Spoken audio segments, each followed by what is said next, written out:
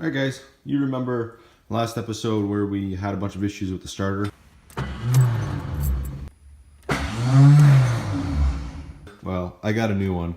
It's a Hitachi, and guess what? It's a mini starter, so that'll be a huge upgrade over that big bulky one that's in there now, and then hopefully we can keep it from frying again. So the nice thing about this one too is it's got this little flange on it here, and you can see it's bolted at 3 spots. So you can actually clock this flange on the bell housing, you know, so you can get the solenoid away from the headers or whatever. Okay, so we got the one side of the car all jacked up. Now let's go underneath here and check out what we got to deal with.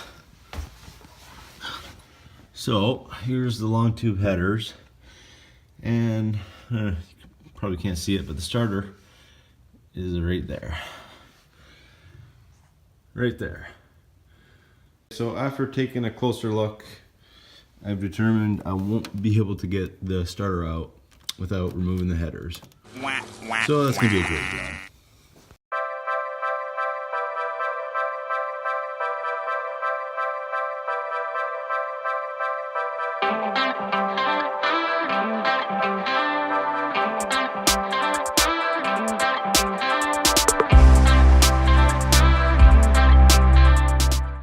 Okay, surprisingly, that really wasn't too bad. And I attribute that to these brand new bolts and them being shorter. So anyway, it wasn't too bad. So all the bolts are out of the header. It's free to move. I just need to disconnect it from the H-pipe down there. You can't see it. All the way down there under the car, and then we should be able to move the headers around just enough to get the starter out. Okay, so I got it disconnected here. I think looking at this, it's still gonna be a bit of a pain. So there's the one mounting bolt, and then the other one's just on top there. So anyway, let's pull it apart. Actually, let's take the wheel off first, and that way we can take the battery cable off from the starter from the side. All right, so what we're gonna do now is we're just gonna take this this insulation that I had put on the starter, hopefully to save it, but obviously it didn't work.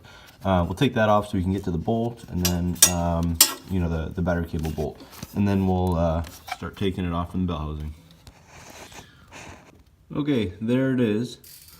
I mean, visually, there looks like be nothing wrong with the starter, so it's really weird that it won't work. So hopefully it's not my ring gear or my flywheel.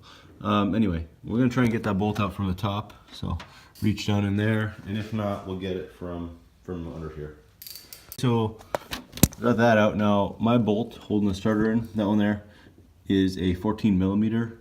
So I'm gonna get this one from up here. It looks to be a lot of room, but the bottom one I think I'll go under the car. You see the cables out now, and if I can get the starter out, it'll probably be through the bottom. I'm just gonna have to finagle these headers in a way that I can slide it out. So we'll see how that goes.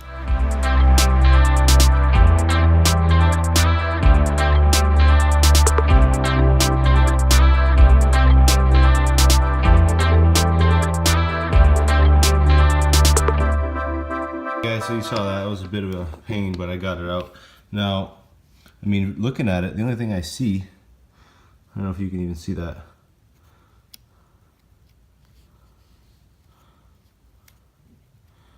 It looks like this little ring. I don't know what it is, to be honest. I'm not a starter expert, but it might even supposed to be like that. I'm not sure, but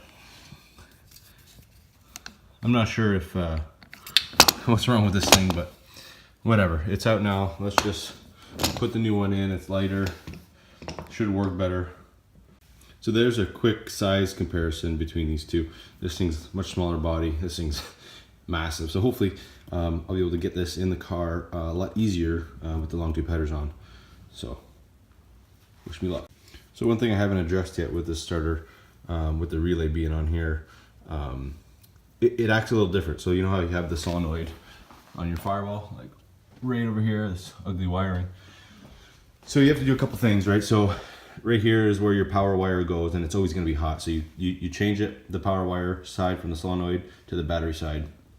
And then this little wire right here, you run it to the switched side of the solenoid. So it should be fairly straightforward. I just got to make a new wire to go on the other side of the solenoid right up to here. So we'll see how it goes, but it should be pretty easy.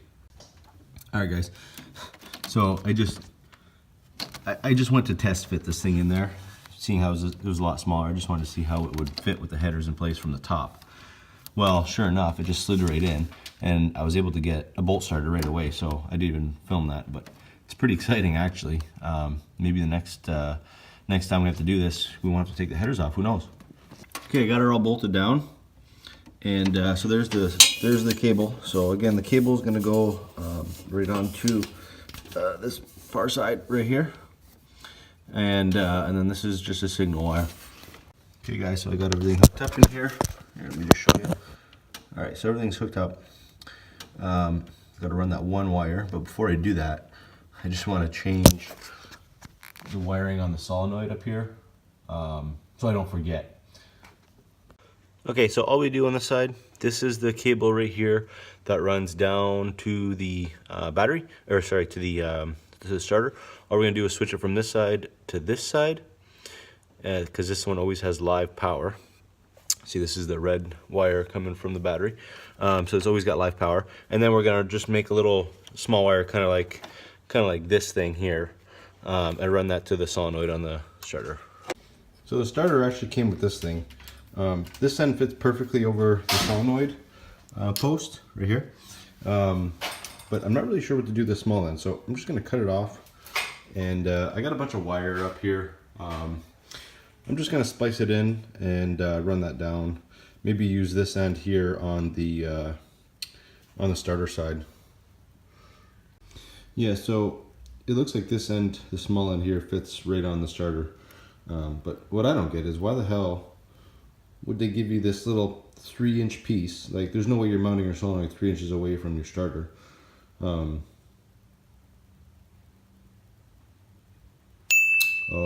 I get it.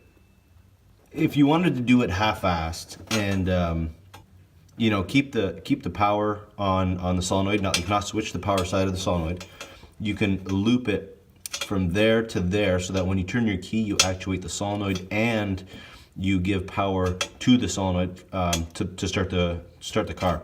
So you would loop it from this this little lead here to down there to that post, and then so when you're trying to start the car, you activate both sides. Interesting. I might just have to give that a try. Daddy duties.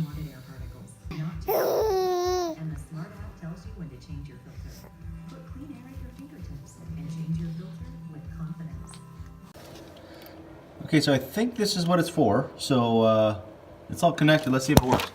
I disconnected the ignition wire over here from the coil, so it will not start, and plus I have all the wires disconnected from these plugs. So anyway, let's just give it a shot. Okay, moment of truth here. Push the clutch in. Oh yeah, sounds awesome. All right guys, so I put the header back on, and put the cold air intake back on, and then put the plug wires back in.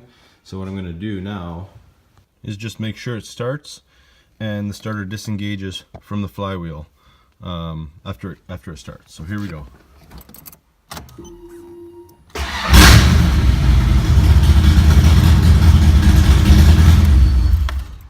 Okay, that was loud.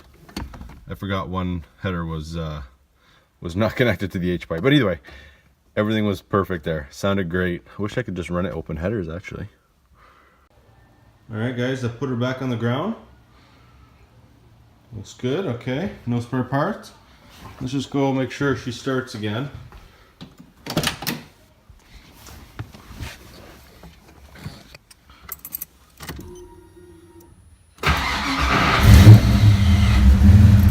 Well, that starter is awesome.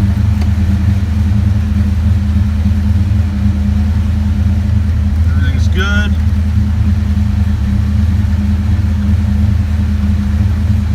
Thanks for watching.